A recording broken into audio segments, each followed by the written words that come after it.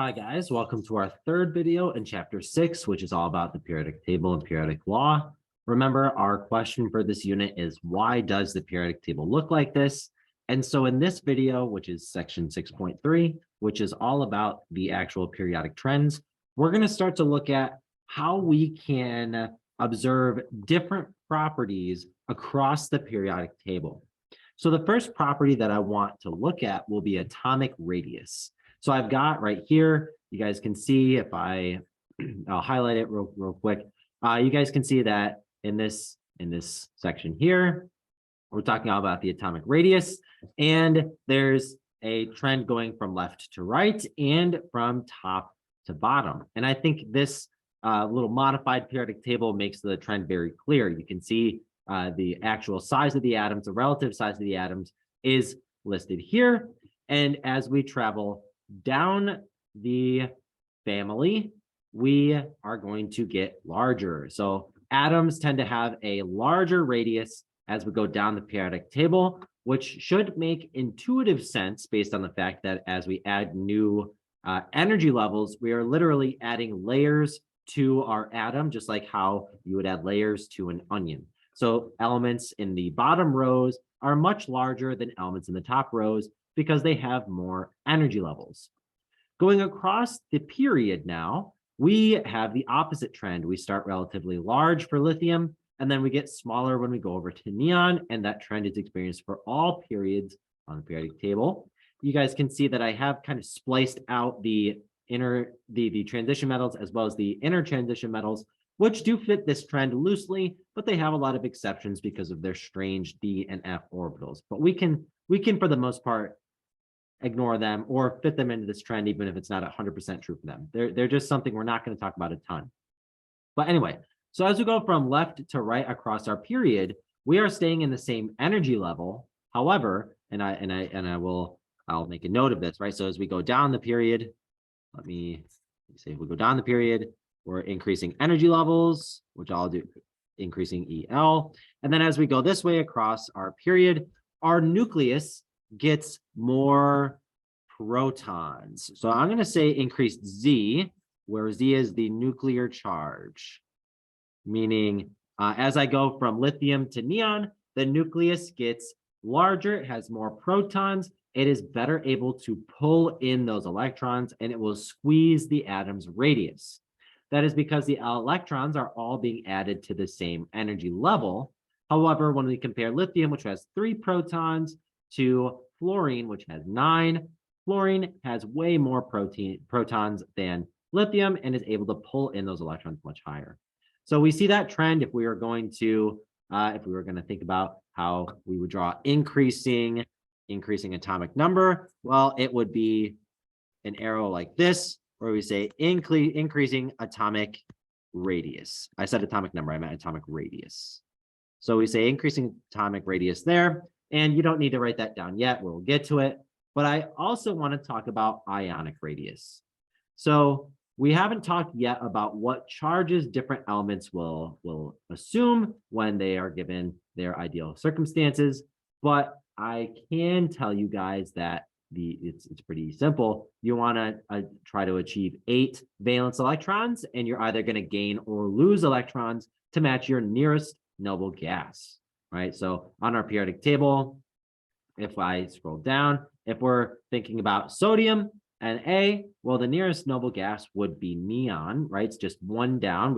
Sodium's 11, neon is 10. So sodium's going to want to get to neon's electron configuration. It's extra stable. And so sodium will lose 1 electron and it will form a +1 charge. The thing I want us to really take away from this, you can see some elements choose to form, not choose, but are more likely to form positive ions. Elements in the same family will all form the exact same charge.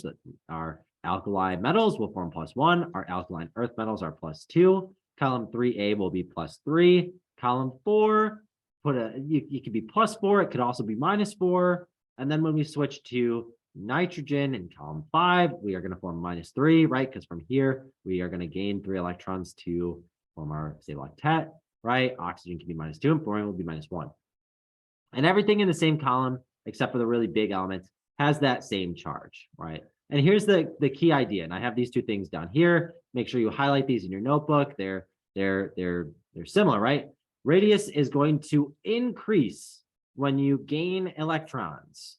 So if something is going to form a negative charge, something like nitrogen, we see that it is going to have to gain electrons, right? If it's got a -3 charge, that means that it has gained 3 electrons.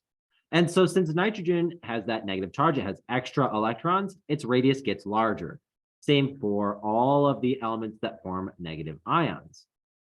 On the other hand, elements that lose electrons are metals. Over here are metals. When they lose electrons, their radius gets smaller. And so we can actually compare this to our neutral atoms. We see lithium in its neutral state has a radius of 152. When we remove that electron, our new radius is 76, so it gets much smaller. On the other hand, fluorine, when it's a neutral atom, has a radius of 72. This is picometers, by the way, has a radius of 72. When I add an electron, give it that negative charge, fluorine's radius goes up to 133. And hopefully that makes sense. When we add extra electrons in, it gets bigger. When we take them out, it gets smaller. Moving on. I have 3 definitions for you guys, and we've already talked about ions. These are charged particles. Well, the next definition is related to ions. It's called ionization energy, and this is simply the energy that it takes to take an electron off of an atom. This is forming, of course, a +1 charge. When we remove that electron, we do form that +1 charge. And now, the third vocab word that I want you to write down is the octet rule. And put some stars by this one because this octet rule, we can make a note. The octet rule is why, I'll write this out, but this is why elements form specific charges. And the octet rule states that atoms tend to gain, lose, or share electrons in order to acquire a full set of valence electrons. You want your 8 valence electrons, right? Stable octet, 8, octa being the prefix for 8. So octet rule means 8 valence electrons are the most stable. So this is why our lithium, which starts with 1 valence electron, right, has that first shell full, and then it's got the next shell with only 1 electron in it. It can lose that electron and go down to the same electron configuration as helium, form a +1 charge. Fluorine, on the other hand, has 7 valence electrons. It would like to have 8, just like its next noble gas, which would be neon. So fluorine will tend to form -1 charges. Anyway, so when we think about ionization energy, the idea is I have this graph here that shows you elements in a period and their ionization energy. And the key takeaway for this is that the noble gases, since they already have a stable octet, they do not want to gain or lose electrons. And our noble gases all have the highest ionization energy. And our, let me highlight these, our elements in the first row, things in the alkali metals, they have the lowest ionization energy, meaning it is the easiest to remove an electron. So easiest to remove the electron. And then we would say for our noble gas, this would be the hardest to remove the electrons, right? So the ability to gain or remove electrons is related to the electron configurations. Elements that are extra stable because they have a full shell and 8 valence electrons are harder to remove electrons from than other elements. So moving on, we have one last vocab word to talk about, that is electronegativity. Electronegativity is defined as the ability of an atom to attract an outside electron. So if we think back, ionization energy is removing an electron.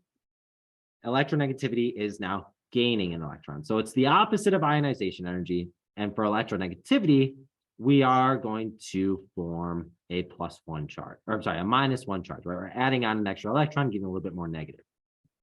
And I have electronegativity values listed here. You can find these in your reference table, and we are going to use these when we talk about ionic bonding a few units from now. I think it's 2 units from now. But just be aware that if we see as we go down the period, we have decreasing electronegativity. or it is much less likely that these atoms attract an outside electron. And as we go from left to right, we are increasing our electronegativity. This is all cool, fun stuff, but I want us to, so this is where I would grab your reference table, and we're going to put this all together and summarize our trends that we are going to talk about for this class. So for atomic radius, we said atomic radius increased as we went down and to the left. So on our periodic table, let's draw that. Let's draw an arrow going down and to the left, and we will say increasing radius. Increasing radius. Now, we are going to talk about ions and ionic radius, but make sure that you remember that when we form a positive ion, we lose electrons, you're going to get smaller. And when we form a negative ion, you've gained electrons, you're going to get larger. But anyway, let's talk about first ionization energy. So on our periodic table, we can say as we go across our period from left to right, like so, we have increasing ionization energy. Cool. And let's also put our electronegativity on there, right? So electronegativity tended to increase as we went from the bottom left to the top right. So we'll say increasing electronegativity. So those are three properties that we wanted to talk about and how they are related to the periodic table. All right, guys, that's it for this video. I will see you guys in the next one. Have a good day, guys. Bye.